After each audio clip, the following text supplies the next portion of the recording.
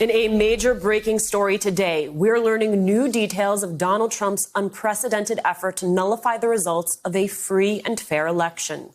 Just 2 weeks before the vote was certified by Congress, Trump pressured the Department of Justice to lie to the American public, pushing top officials at DOJ to declare that the 2020 election was, quote, corrupt. That's according to records from a December phone call between Trump, the former acting attorney general, Jeffrey Rosen, and his former deputy, Richard Donoghue, who took contemporaneous notes to document that conversation. According to those notes, Donoghue told the president to, quote, understand that the DOJ can't and won't snap its fingers and change the outcome of the election. It doesn't work that way. Trump reportedly responded, quote, I don't expect you to do that. Just say that the election was corrupt and leave the rest to me and the Republican congressman. In other words, Trump was asking the top law enforcement agency to sacrifice its own credibility to legitimize his election lies. He continued to push his baseless claims despite being told the major allegations are not supported by evidence. In fact, the officials put it quite bluntly, saying much of the information you're getting is false. For instance, Trump claimed on that call that the error rate in the ballot count in Michigan was 68%. But in reality, according to the Justice Department, it was less than 1/100%. Yet Trump was undeterred, insisting that we have an obligation to tell people that this was an illegal, corrupt election. And this wasn't some idle request. He made clear their jobs were on the line if they refused to do his bidding, telling them that, quote, people want me to replace DOJ leadership. I'm joined now by Elie Mystal, justice correspondent for The Nation, and Glenn Kirschner is a former federal prosecutor. Thank you both so much for being with me. Elie, what do you make of those notes and of that conversation? Yeah, the scariest thing there is that he's saying, what, leave it to me, just declare it to corrupt and leave it to me and the Republican congressman. What does that mean? Like that's saying, leave the gasoline outside, I'll handle the rest, right? Like the level of illegality this man was willing to go to. Now, personally, I already feel like I knew that Trump was willing to destroy the entire government in order to stay in power. But this really kind of proves it in stark detail. And you have to wonder, why are Republicans continuing to defend this man, to trumpet his cause, to defend the big lie, and to do his bidding? Who are the Republican congressmen that Trump was talking about that were going to help him steal this election and conduct a coup against this nation? Who are they?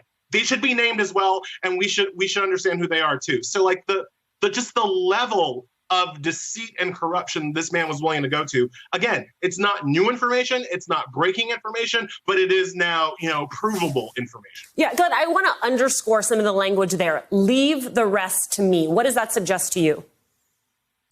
It suggests that for the first time, perhaps, prosecutors will have direct evidence of Donald Trump's corrupt intent, his criminal state of mind, his guilty mens rea. This, Alicia, is the holy grail for prosecutors. When you get direct evidence, and direct evidence is simply words out of the mouth of a defendant, that he was told by his own Department of Justice officials that the election was not fraudulent, it was not corrupt, and he communicated back to them, doesn't matter.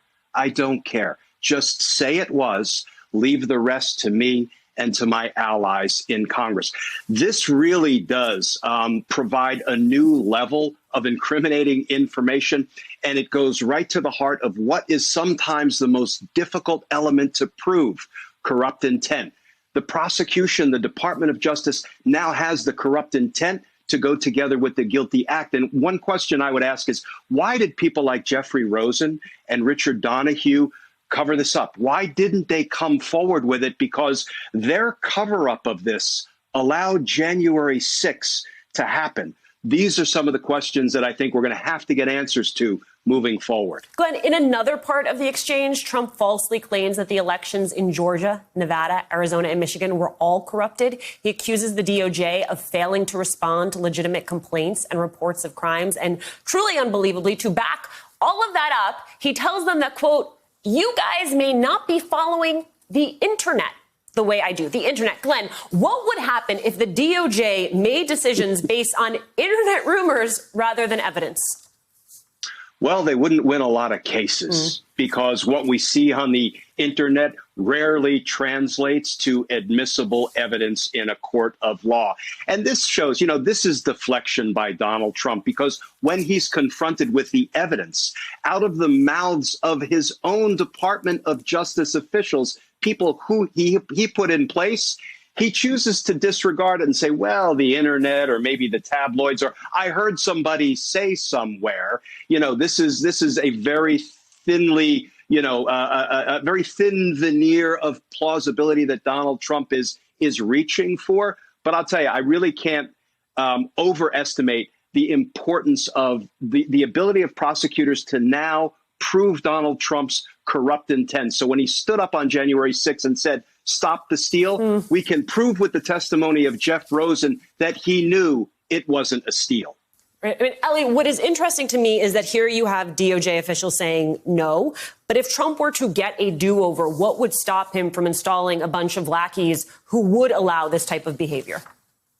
Well, it kind of goes back to Glenn's point. What would stop him right now would be Merrick Garland and the current Justice Department having the will to prosecute him for his bad actions, right? We now have the proof. Glenn laid it out. We now have the proof. We now have the case in writing to make against Donald Trump. What we don't know that we have is the will of the current DOJ to do that work.